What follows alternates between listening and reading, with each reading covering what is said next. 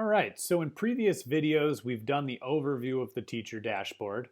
We've talked about where to find and assign content. And then this last video, we're going to talk about tracking our assignments and overall student growth so that we know that the instruction and the time that we're taking to assign different types of content to them is helping and that they are indeed learning and showing that wonderful growth. So I quickly went over in the overview video how you see for either your math or your ELA classes these general dashboard type gauges where you see these alerts for any student that needs help. So very quickly upon popping in,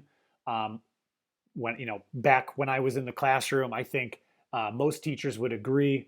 I want to know right off the bat, who are those students that need my help first? So directly underneath that, you can always see any of the students that particularly need your help and support.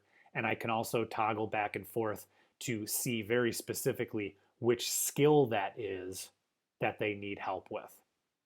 Okay, directly next to that, after I've checked on those students needing additional support, I can always jump over to my shoutouts. So let's just say, for example, today's Thursday or Friday, I'm getting towards the end of the week. I haven't signed into my Waggle account in quite some time.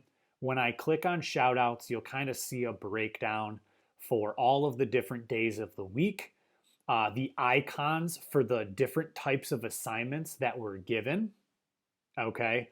The student who may have completed each of those assignments, any of the different types of rewards that they earned, okay, in taking those. And in my introductory video, I talked about how messages can be pushed out to students. Let's just say, for example, when I sign in, I look at this shoutouts, I see all of the work Jason has done during the week. I could push a message out to him. Another way that I can look at similar information would be to click on over to the leaderboard, where I have the option of filtering student success by either gems or points. And again, you can kind of see the different types of gems that were earned there. Okay. Other things that I mentioned in the introductory video, but that I glossed over. If you wanted to take a look at your color wheel to see how many minutes on average students are spending, students that are above or below, I can click on view class activity right from here. Okay. I also have a series of other types of reports. One in particular that I want to highlight and show is that mindset report.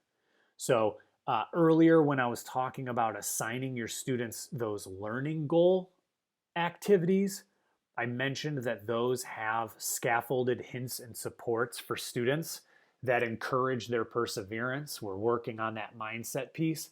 If I click on that mindset report, I can see very specifically students in my class and trace to the particular skill that they may have been working on. It will tell me how many times they made use of that hint button.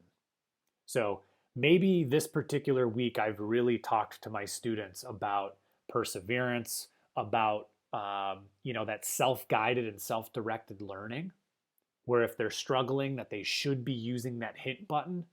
I could check to see see which of my students are making use of that scaffold and who might not be. Okay, the correct versus incorrect number of attempts and responses. All right, so that's a really nice report, and I can even expand this from here if I wanted to as well. All right, or I could even change the skill that I'm looking at for that mindset report. The last thing, or the last two tabs that I want to discuss and talk about in this reports and data video would be to navigate again from my home page over to where it says track assignments. Okay, earlier we talked about assigning different content.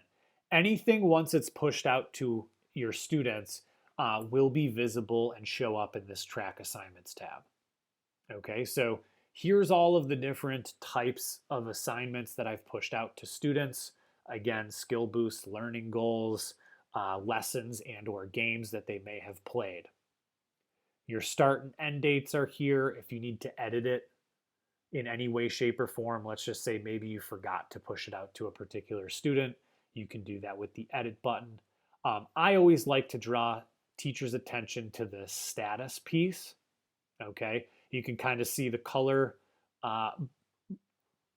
gauge here, green, blue, gray, or red. Your key is here down at the bottom. Red would be students that need help with a particular assignment or a skill. Blue would be students are making progress. Green means students have completed.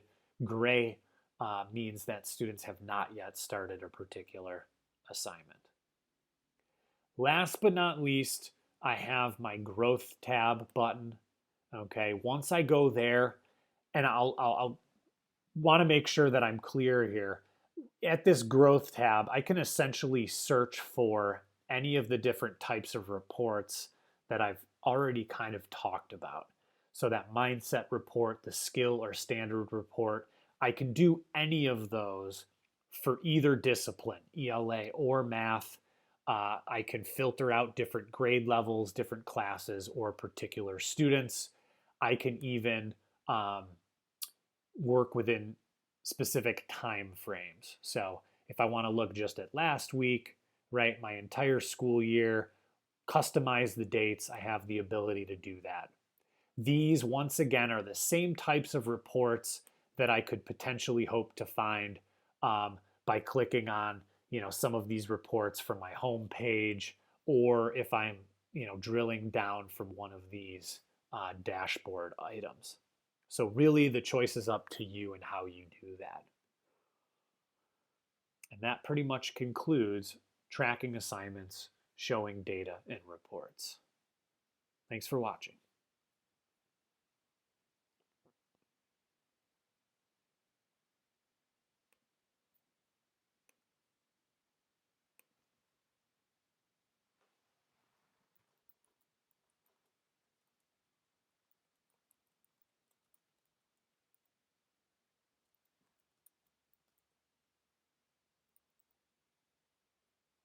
Thank you for watching. Make sure to subscribe to the HMH International Content Cares YouTube channel.